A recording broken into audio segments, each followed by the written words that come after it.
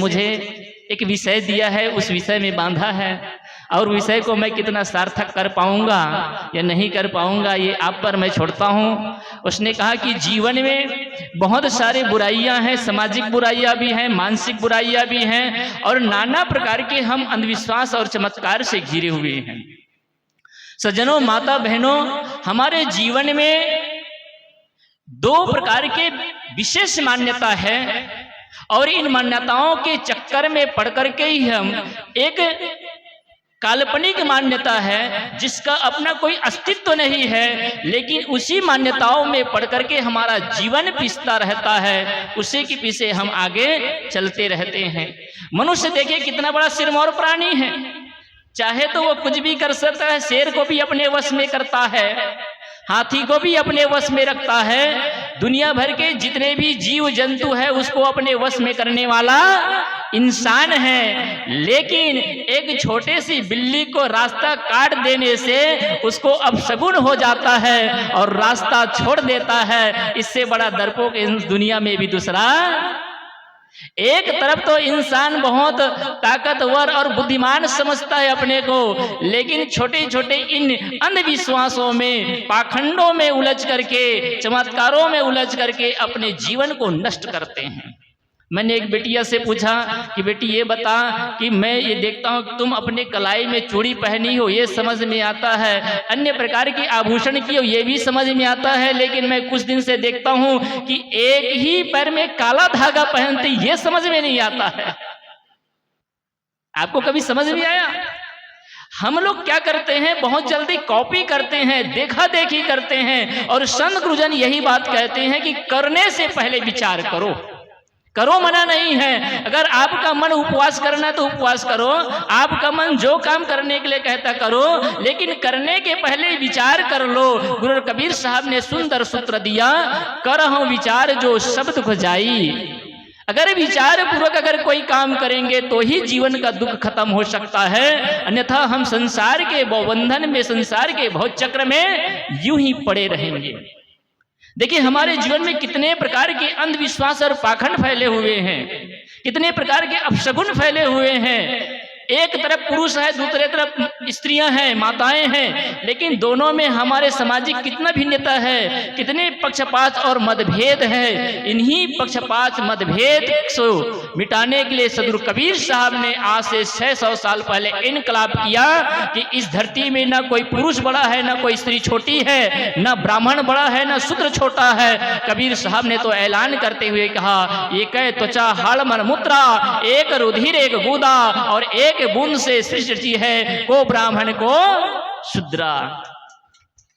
आज जाति के घन चक्कर में आदमी इतना पिस रहा है कि आदमी विद्वान तो हो गया, पढ़ा लिखा शिक्षित तो हो गया, लेकिन जाति का गुण अभी भी गया नहीं है। आप कबीरपंथी है ना, और कबीर साहब कहते कि जाति न पूछो साधु की, पूछ लीजिए ज्ञान, और मोल करो तलवार की, पड़ी रहन दो।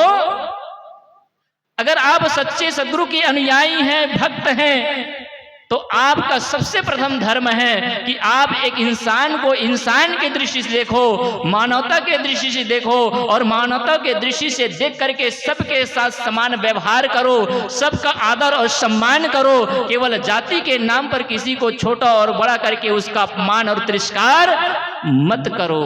लेकिन आज भी जाति के नाम पर लोग क्या क्या नहीं करते हैं, कितनी लड़ाई नहीं करते हैं। कबीर साहब ने कहा, एक त्वचा हाड़ मर मुत्रा, एक जैसे ही एक प्रकार के हाड़ है, चाम है, मलमूत्र है। कबीर साहब की तो बात ही निराली है, वो पॉइंट पर पॉइंट पकड़ते हैं। अगर दो बच्चा नग्न अवस्था में हो, उसको किसी प्रकार से कोई कपड़ा न पहनाया गया हो, तो उसको देख करके कोई नहीं कह सकता कि ये ब्राह्मण का बेटा है और ये शूद्र का बेटा है। कह सकता है क्या? नहीं कह सकते। किसी के खून को भी देख करके आप नहीं कह सकते कि ये ब्राह्मण का खून है और ये शूद्र का खून है। अगर हॉस्पिटल में जाते हैं और किसी को खून की जरूरत पड़ती है तो डॉक्टर इस बात को ध्यान पे रखता है, बी पॉजिटिव है, ए पॉजिटिव है, ओ पॉजिटिव है या ए बी पॉजिटिव है, ये देखा जाता है। कभी आज तक किसी इंजीनियर ने, किसी डॉक्टर ने, किसी साइंटिस्ट ने ये नहीं कहा कि ब्राह्मण का खून लो या शूद्र का खून लेना है। अरे अगर आदमी मर रहे ब्राह्मण भी मर रहा होगा ना, और खून की जरूरत पड़ेगी तो वो चमार का भी खून को भी लेने के लिए तैयार हो जाएगा।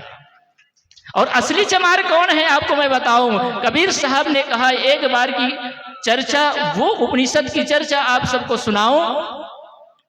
एक बहुत अच्छे संत हुए अष्टावक्र, नाम आप सबने सुना होगा, बहुत ही प्यारा संत, लेकिन वो 8 अंग से टेढ़ा था।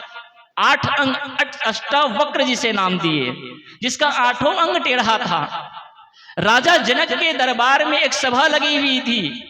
कौन सी सभा? राजा जनक को आत्मज्ञान देने के लिए और गुरु बनाने के लिए, गुरु बनने के लिए सभी दूर दूर से संत महात्मा गण आए हुए थे, राजा जनक को उपदेश देने के लिए, उसको शिक्षा देने के लिए। लेकिन नियम क्या था, शर्त क्या था? एक सभागार के पहले एक घंटी थी, जो जितने शास्त्रों का ज्ञाता हो उतने बार पीट करके वो प्रवेश करते थे, ताकि वो अपने आने से पहले सूचना दे दे, ताकि उसका सम्मान हो सके। देखिए, जैसे आज जाते हैं ना, तो जाने से पहले वो अपना सब कुछ बायोडाटा दे देते, देखो भैया ये यहाँ से आया है, इतना ज्ञानी है, या इस पद में रहता है, ताकि उस पद के अनुसार उसका सम्मान किया जा सके। जब अष्टवक्र मुनि आए तो घंटी को पकड़ा, और घंटी को पकड़ करके यूं अधाधुन पीटने लगा कि रुकने का नाम न लिया। अंदर में सभा में पूरी हलचल मच गई। अरे कोई तो 8, कोई 10, कोई 15 शास्त्रों का ज्ञाता है, कोई 4 वेद का ज्ञाता है, कोई 6 शास्त्र का ज्ञाता है, कोई 18 पुराण का ज्ञाता है, कोई महादो काव्य का ज्ञाता है, लेकिन ऐसा कोई इंसान आया है जो अनवरत बजाते चला जाता है, कितना बड़ा ज्ञानी है। सब देखने लग गए उसकी ओर, और जब बजा करके जब अंदर प्रवेश किया तो देख करके अष्टवक्र को सब लोग हंसने लगे। पहली बात तो ये कि ये आदमी अधाधुन बजा रहा था, इतना बड़ा ज्ञानी हम लोग समझ रहे थे कि कौन आने वाला है, और ये 8 अंग का टेढ़ा आदमी राजा जनक को उपदेश करने आया है, ज्ञान देने आया है। सब लोग ठहाका मार करके हंसने लगे, और सबके हंसी को देख करके सुन करके अष्टवक्र मुनि भी हंसने लगे। ये जो कहानी कह रहा हूं वो कहानी मात्र नहीं, ये उपनिषद की कथा है।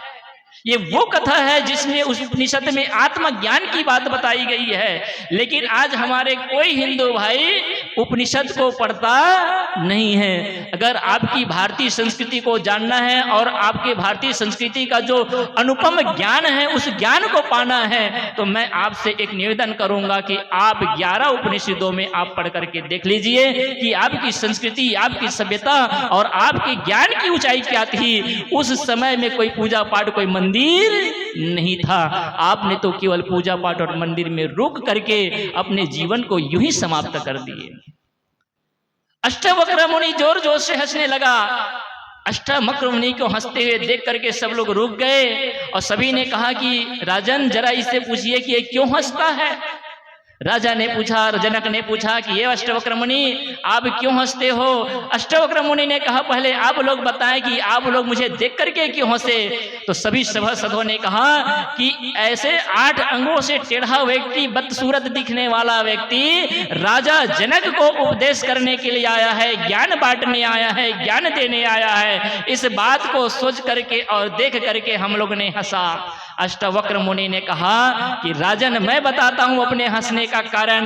मैंने जब घर से चला था, आश्रम से चला था, तो ये सोच के चला था कि मैं राजा जनक के दरबार में जाऊंगा, सभा में जाऊंगा, तो मुझे महान आत्मज्ञानियों की, ऋषि मुनियों की, संतों की, ब्राह्मणों की दर्शन होगा। उनका दर्शन करके मैं अपने जीवन को कृतार्थ करूंगा, ये भाव लेकर के आया था। लेकिन यहां आकर के पता चला है न मैं यहां संतों से मुलाकात कर पा रहा हूं, न मैं ब्राह्मणों का दर्शन कर पा रहा हूं, न ऋषि मुनियों का दर्शन कर पा रहा हूं, बल्कि यहां आकर के तो पता चला कि सभा में सारे लोग चमार हैं, केवल चमार हैं।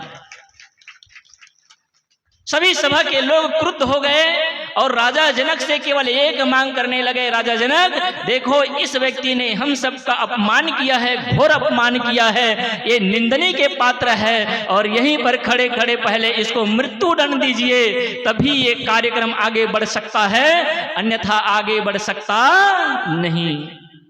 राजा जनक ने कहा कि अष्टवक्र मुनि जी आपने इन सभासदों को चमार क्यों कहा, आप पहले इसका जवाब दीजिए। अन्यथा आपको मृत्यु दंड दे दिया जाएगा। अष्टवक्र मुनि ने राजा जनक से प्रश्न करते हुए कहा, राजन जरा ये बताइए, नदी टेढ़ी होती है लेकिन नदी का जल टेढ़ा होता नहीं है, गन्ना टेढ़ा होता है लेकिन गन्ना का रस टेढ़ा नहीं होता है। इसी प्रकार से इस शरीर में जो विराजमान आत्मा है और उसका ज्ञान, ये शरीर टेढ़ा मेढ़ा हो सकता है लेकिन ये ज्ञान टेढ़ा मेढ़ा होता नहीं है। अब राजन मैं आपसे अब एक प्रश्न करने जा रहा हूं, जो केवल चाम की परख करना जाने उसी को तो चमार कहते हैं, और जो ब्रह्म का ज्ञान जाने, जो आत्मा का ज्ञान जाने, उसे ही तो ब्राह्मण कहते हैं।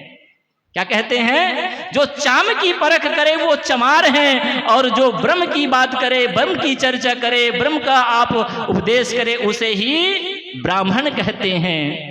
देखिए उपनिषद की कथा क्या कहती है, ब्राह्मण कौन?